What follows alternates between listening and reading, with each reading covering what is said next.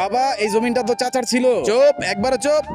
ঠিক আছে ভাই সাহেব, কালকে রেজিস্টার অফিসে আসেন, রেজিস্টার করে দিব। ঠিক আছে ভাই সাহেব, তাহলে কালকে দেখা হইব আর কি। হ্যাঁ বাবা, চাচার ভাগের জমিন কেন বেচবেন? এই যুগে বাবু না ভাইও না, সবচেয়ে বড় হইলো টাকা। বাবা আপনার ভিতরে আমি টাকার লোভ দেখতে পাচ্ছি। ভাই এই মানুষটার একবারে খতম করতে হইব। দেখি ভালো করে ছবিটা দিকে দেন। ঠিক আছে ভাই, কাজ হয়ে যাবে। ঠিক আছে ভাই, বন্ধুদের পর যা হয় দেখলে অবাক হয়ে যাবা।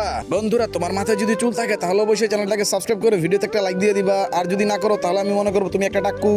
ওরা তো আমার ভাইরে খতম করার কথা বলতেছে। চল বেটা ঘরে চল, ওই যে ওই লোকটা খতম করে দে।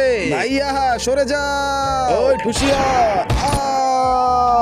আরে ভাইয়া এটা কি করে দিছেন আপনি? আরে ভাই আমি তো সবসময় আপনার নিচে দেখাতে চাইছিলাম, কিন্তু আপনি আমার জন্য একেবারে জানটাই কোরবান করে দিলেন।